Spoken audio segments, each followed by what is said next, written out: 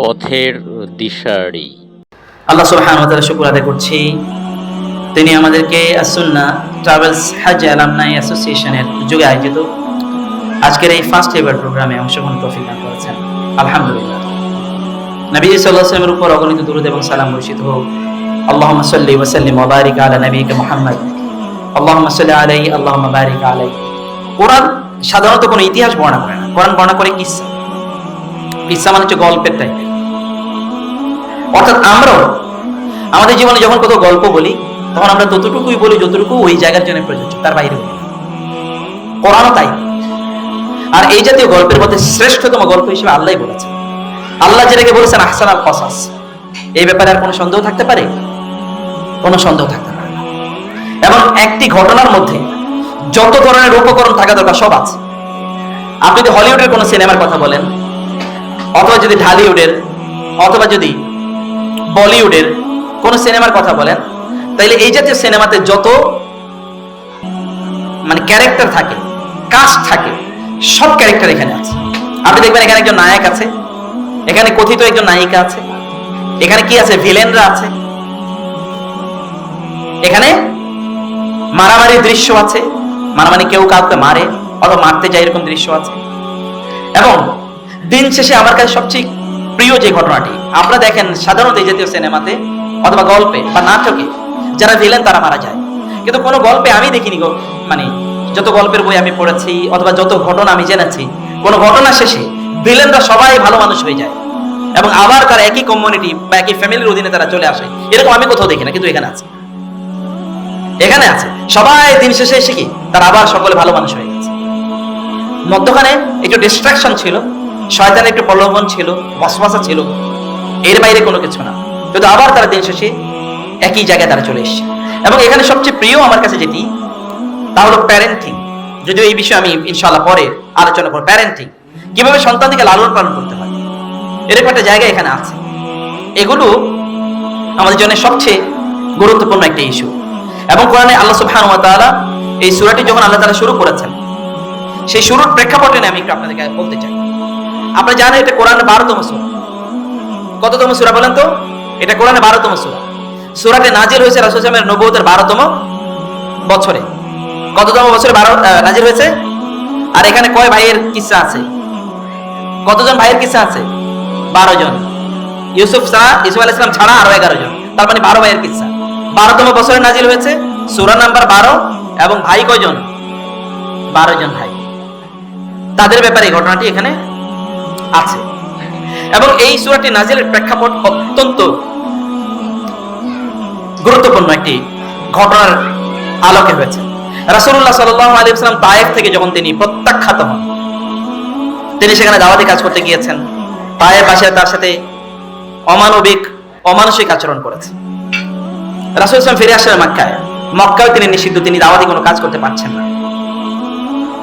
কি একটা দম বন্ধ করার মতো একটা সিচুয়েশন। এরকম একটা সিচুয়েশনে তার মন খুবই খারাপ।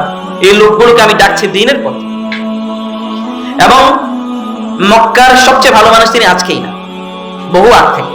যখন তার বয়স 12-13, তখনই লোকেরা তাকে আল আমিন আস-সাদিক বলতো, পরম সত্যবাদী, পরম বিশ্বস্ত। এরপরে তিনি মক্কার লোকদের সার্ভিস দিয়েছেন। খাদিজাতুল কুবরা রাদিয়াল্লাহু তাআলাকে বিয়ে করার পর খাদিজা রাদিয়াল্লাহু তাআলা তার সকল সম্পত্তি রাসূল সাল্লাল্লাহু আলাইহি ওয়াসাল্লামের হাতে তুলে দেন। এই সম্পত্তি তিনি করেছেন কি? এগুলো কই? তিনি ব্যবসা করেছেন ওই সম্পদ দিয়ে। এবং এর বাইরে তিনি কি করেছেন? মানুষের কাজে, জনকল্যাণে তিনি সম্পদগুলো ব্যয় করেছেন। এবং সহিহুল বুখারী সবচেয়ে বড় একটা হাদিসের মধ্যে এসেছে, রাসূলুল্লাহ সাল্লাল্লাহু আলাইহি ওয়াসাল্লাম যখন গারে হেরাতে তিনি নবুয়ত প্রাপ্ত হন, কোরআন তার উপর নাজিল হয়, তিনি একটু ভয় পেয়ে যান। কারণ এই যে বিশাল দেহী জিবরিলকে, আবার তিনি একটু অন্যমনস্ক ছিলেন, কারণ তিনি চিন্তা করছিলেন পৃথিবী নিয়ে। এই অবস্থায় জিবরিল তার কাছে এসেছেন, তাকে পড়তে বলেছেন, তিনি পড়েননি, তার বুকের সাথে জোরে চাপ দিয়েছেন। তিনি বলেছেন প্রায় আমার দম বন্ধ হয়ে যাচ্ছিল, মনে হচ্ছে হাড় গোড় এগুলো সব ভেঙে যাবে। এরকম একটা আতঙ্কিত অবস্থায় তিনি ফিরে আসলেন তার স্ত্রীর কাছে। তার স্ত্রীকে বললেন, আমার কি কোনো দুর্ঘটনা ঘটেছে? আমি কি পাগল হয়ে গেলাম? আমাকে কি জিন ধরেছে? এরকম বলে, কি হয়েছে? বলে এমন একটা এক্সপেরিয়েন্স আমার হয়েছে। তখন তার স্ত্রী তাকে বলেছেন, কাল্লা, নেভার, ওয়াল্লাহি লা ইউযিকাল্লাহু আবাদা। আল্লাহ আপনাকে কখনো অপমানিত করতে পারেন, আপনি পাগল হয়ে যেতে পারেন, এবং আপনি এরকম জিন ভূত আপনাকে ধরবে হতেই পারে। কারণ কি? ইন্নাকা লা তাসিলুর রাহিমা, আপনি আত্মীয়তার সম্পর্ক রক্ষা করেন। ওয়া তাহমিলুল কাল্লা, আপনি মানুষের বোঝাগুলো নিজেই বয়ে নেন। ওয়া তাকরিউল মাহদুম ওয়া তাকসিবুল মাহদুম, যাদের জামা কাপড় নাই এবং যাদের কোনো টাকা পয়সা নাই আপনি তাদের জন্য ইনকাম করেন, মনের জন্য আপনি ইনকাম করছেন তাদের জন্য, আপনি তাদের গার্ডিয়ান। ওয়া তাকরিউদ দাইফ, আপনি মেহমানদারি করেন ব্যাপক পরিমাণে। ওয়া তুইনু আলা নাওয়াইবিল হক, আপনি যেখানে বিপদ সেখানে আপনি এগিয়ে যান। এত সোশ্যাল ওয়ার্ক আপনি করছেন, অতএব আল্লাহ তাআলা আপনাকে অপমানিত করতে পারেন না, অসম্ভব। তার স্ত্রী থেকে সান্ত্বনা প্রদান করছেন। সেই মানুষ যিনি মানুষের জন্য এত কাজ করেছেন, তাকেই তারা অত্যাচার করেছে, তার দম বন্ধ করে দিচ্ছে, তাকে হত্যা করার জন্য তারা পরিকল্পনা করছে, তার দাওয়াতি কাজ, এবং তিনি তাদেরকে ডাকছেন আল্লাহর প্রতি, দ্বীনের প্রতি, জান্নাতের প্রতি, তাদের মুক্তির প্রতি। তারপর তাকে তারা মিথ্যাবাদী, অথবা তাকে তারা কবি, অথবা গণক, অথবা এরকম বিভিন্ন ধরনের কথাবার্তা বলে তারা তাকে কষ্ট দিচ্ছিল। এইরকম একটা মানসিক সিচুয়েশনে আল্লাহ তাআলা সূরাত ইউসুফ নাজিল করে বলেন, আপনি আপনার জাতির লোকের আপনাকে কষ্ট দিচ্ছে, এই কারণে আপনি মন খারাপ করছেন। ইউসুফ আলাইহিস সালামকে তার ভাইয়েরাই হত্যা করার জন্য পরিকল্পনা করেছে, তারপরেও তার মন খারাপ হয় না। ইউসুফ আলাইহিস সালাম তার ভাইয়েরা তাকে হত্যা করার জন্য কূপে নিক্ষেপ করেছে। আমি ইউসুফকে মিশরের সম্রাট বানিয়েছি, এরা আপনাকে হত্যা করতে চায়, আমি আপনাকে জগতের সম্রাট বানাবো। অতএব আপনি টেনশন করার কোনো কারণ নাই। রাসূল সাল্লাল্লাহু আলাইহি ওয়াসাল্লাম এই সূরা যখন নাজিল হয় তখন তার মন ভালো হয়ে গেছে, তিনি বুঝতে পেরেছেন একটা বড় ইঙ্গিত আছে, এবং সত্যি তাই হয়েছে। এই পৃথিবীর অবিসংবাদিত সম্রাটের নাম হচ্ছে মুহাম্মদুর রাসূলুল্লাহ সাল্লাল্লাহু আলাইহি ওয়াসাল্লাম, গত 1500 বছর ধরে এবং কিয়ামত পর্যন্ত থাকবে। এমন একজন মানুষ যার কোনো সোশ্যাল মিডিয়া নাই, কিন্তু এই পৃথিবীতে সবচেয়ে বেশি ভালোবাসার মানুষকে এই পৃথিবীতে আমেরিকাতে গত কয়েক বছর পর্যন্ত জরিপ চালানো হয়েছে, আমেরিকাতে সবচেয়ে পপুলার নাম কি? দেখে গেছে সবচেয়ে পপুলার নাম হচ্ছে মুহাম্মদ সাল্লাল্লাহু আলাইহি ওয়াসাল্লাম। এই পৃথিবীতে কতজন মানুষের নাম আছে মুহাম্মদ বলা যাবে? কোন অনুমান আছে? এরকম কোন স্ট্যাটিস্টিক আছে? না। বাংলাদেশে তো সবার নামের আগে একটা করে মুহাম্মদ আছে, এবং আরো কাউকে ডাকে ইয়া মুহাম্মদ। আপনি তো গিয়েছেন, দেখেছেন, সবাইকে ডাকে ইয়া মুহাম্মদ, নামই এটা প্রত্যেকের। এবং আমেরিকাতে একজন মসজিদের ইমাম, তাকে জিজ্ঞেস করো আপনার নাম কি, বলে মোহাম্মদ দা 10th মোহাম্মদ আল আশের, 10ম মোহাম্মদ। বলে এটা আবার কেমন নাম? 10ম মোহাম্মদ মানে কি? তার মানে কি আপনাদের আরো কারো নাম আছে নাকি মোহাম্মদ? বলে হ্যাঁ, আমার বাবার 10 ছেলে, আমি 10ম। আমার বাবার সব ছেলের নাম মোহাম্মদ, প্রথম ছেলের নাম মোহাম্মদ দা ফার্স্ট, দ্বিতীয় ছেলের নাম মোহাম্মদ দা সেকেন্ড, আমার নাম হচ্ছে মোহাম্মদ দা 10th। আমার বাবা এই নামটাকে এত ভালোবাসে।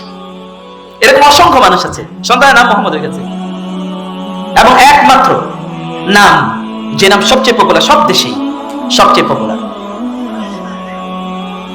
এটার কারণটা কি? একটাই, ওই যে বলেছি আল্লাহ তাআলা জগৎবাসীর সম্রাট তাকে বানাবেন, সাইয়্যিদুল সাকালাইন নবী সাল্লাল্লাহু আলাইহি ওয়াসাল্লাম। এই সূরা নাজিল হওয়ার পর আল্লাহ তাআলা সূরা নাজিল করার মাধ্যমে আল্লাহ তাআলা তাকে এই মেসেজ দিয়েছেন, এবং এই কারণে আমাদের সালফে সালেহিন মন খারাপ হইলে এই সূরা পড়তে, এবং এই সূরা পড়লে মন ভালো হয়ে যায়। আপনাদেরকে বলছি, সবাইকে, মন খারাপ, চারিদিকে দেখবেন টেনশন, ষড়যন্ত্র, তাহলে সূরা পড়বেন ইনশাআল্লাহ। এই সূরার বারাকায়, এটা সালাতের আমল, হাদিস দ্বারা প্রমাণিত না, কিন্তু কোরআনের ব্যাপারে মনে রাখবেন, কোরআনের ব্যাপারে সকল ধরনের ফজিলত, কেউ যদি ব্যক্তিগত কোনো ফজিলতের কথা বলে তাহলে সেটা প্রযোজ্য, কারণ কোরআনের মুজিজা সবার জন্য, সকল সূরার মুজিজা আছে। কোন সূরার মুজিজা রাসূল বলেছেন, অতএব আপনি বানোয়াট কোনো মুজিজা বলতে পারবেন না যে এটা পড়লেই ফজিলত, এরকম না। কিন্তু আপনার নিজের এক্সপেরিয়েন্স আপনি বলতে পারবেন, আপনার নিজের জীবনে এটা ঘটতে পারে। আমি ব্যক্তিগত জীবনে এরকম অনেক আমল পেয়েছি, যেমন এই সূরা পড়লে অনেক পেরেশানি দূর হয়ে যাবে, আমি ব্যক্তিগতভাবে দেখেছি এই সূরা পড়লে পেরেশানি দূর হয়ে যায়। এবং এই কারণে সূরাটি আমি প্রচন্ড ভালোবাসি, আমি বলেছি, কারণ এখানে একজন আদর্শ মানুষের ঘটনা আল্লাহ তাআলা বলেছেন। সূরাটি আল্লাহ সুবহানাহু ওয়া তাআলা এই এতটুকু বলার পর আমি সূরাটি শুরুই করি। আল্লাহ বলেছেন, আলিফ লাম মিম তিলকা আয়াতুল কিতাবিল মুবিন ইন্না আনজালনাহু কুরআনান আরাবী। আল্লাহ বলেছেন আমি আরবি কোরআন নাযিল করেছি। কি কোরআন নাযিল করেছি? আরবি কোরআন। আরবি কোরআনের মধ্যে মুজিজা আছে। আপনারা যদি মুজিজা কোরআনে বুঝতে চান তাহলে আপনাকে আরবি কোরআন বুঝতে হবে, আরবি পড়তে হবে, কারণ আরবের তৎকালীন মহাপণ্ডিত কবিরা এই কোরআনের কাছে এসে তারা অস্থির হয়ে পড়েছে এবং তারা অক্ষম হয়ে পড়েছে। এটা কি? এটা কেবল কোরআনের সায়েন্সের কারণে, যে কোরআনের বিজ্ঞান, তখন কি কোরআনের কোনো বিজ্ঞানের ফ্যাক্টরি ছিল নাকি, বা ল্যাবরেটরি ছিল না? কোরআনের সাহিত্যের কাছে এসে, কোরআনের মেসেজের কাছে এসে তারা অস্থির হয়ে পড়েছে এবং তারা এর বিরোধিতা করতে পারেনি। এখন আমাদের প্রত্যেকের, এই যে আপনারা বলেন যে আপনারা কোরআনের আরবি অথবা ধরেন আরবি ভাষা শেখার মতো আপনাদের সময় নেই। আমি বোনরা এক পাশে যারা আছেন আপনাদেরকে বলি, ভালো করে শুনুন, ভাইরা শুনুন। আমরা সাধারণত সোশ্যাল মিডিয়া ব্যবহার করি, আমি ভেরি রিসেন্টলি স্ট্যাটিস্টিক্স পড়ছিলাম সোশ্যাল মিডিয়ার প্রভাব নিয়ে ইত্যাদি নিয়ে আমি পড়েছিলাম।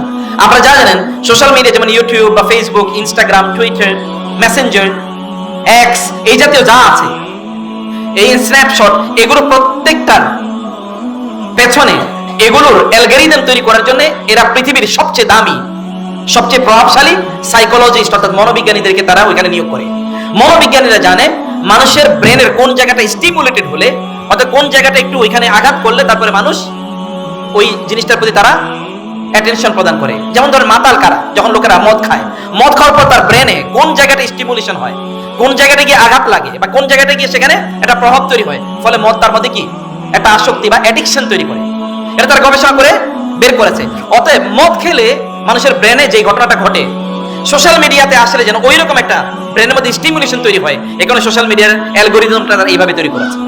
আপনারা দেখবেন সোশ্যাল মিডিয়ায় যখন আপনি যান, আপনার যখন হোম স্ক্রিন মানে হোম ফিড যেটা বলছি, মানে আপনি যেমন ফেসবুক বা ইউটিউবের কথা বলছি অথবা অন্যান্যগুলো, আপনি যখন অথবা টুইটার, আপনি যখন হোম ফিডে ইয়ে করবেন মানে স্ক্রল করবেন, তখন আপনি দেখবেন এখানে নিউজ আসে, এত পরিমাণ নিউজ আসে যেটা আপনার সাথে যায়।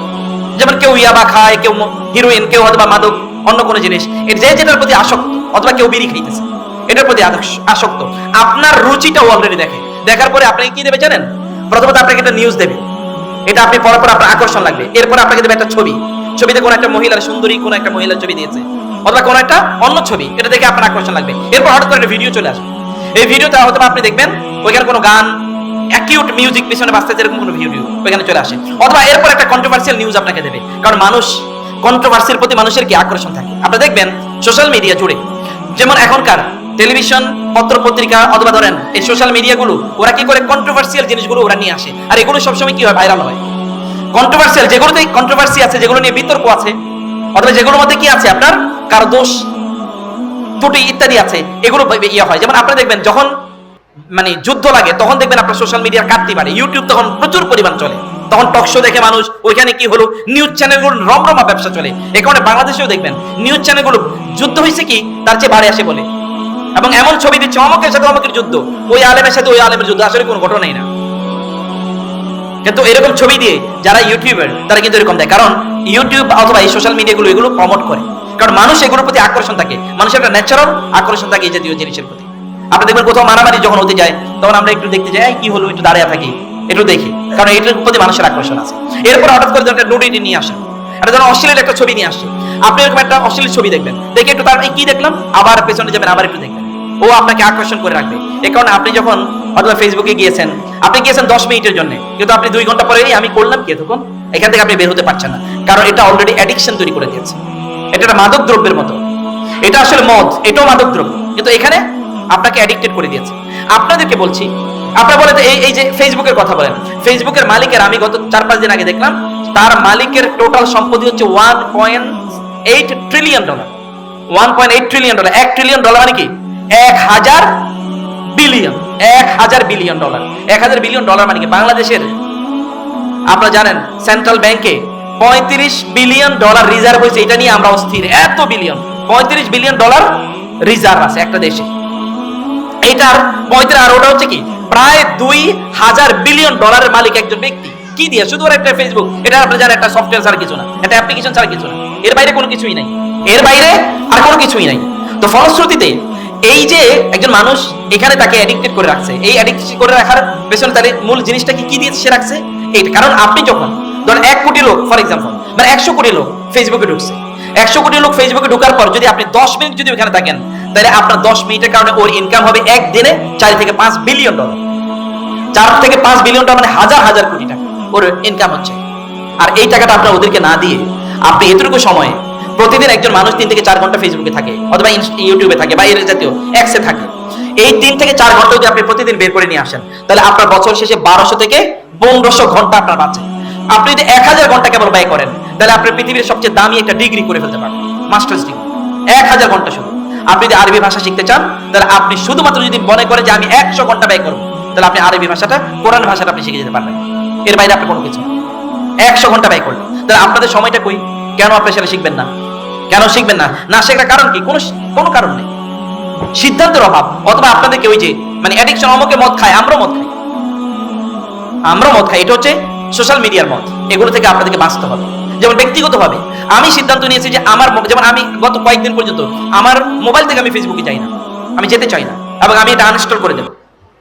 কারণ আমার এটা প্রয়োজন নেই। যদি আমি সোশ্যাল মিডিয়া এর মাধ্যমে আমরা দাওয়াতি কাজ করি, আমরা সোশ্যাল মিডিয়ার মাধ্যমে দাওয়াতি কাজ করি, কিন্তু আমাদের প্রয়োজন নেই, এটা আমি ব্যবহার করবো না, আমাদের অফিস ব্যবহার করবো অথবা কম্পিউটার। ভিডিওটি ভালো লাগলে লাইক ও সাবস্ক্রাইব করে পাশে থাকবেন।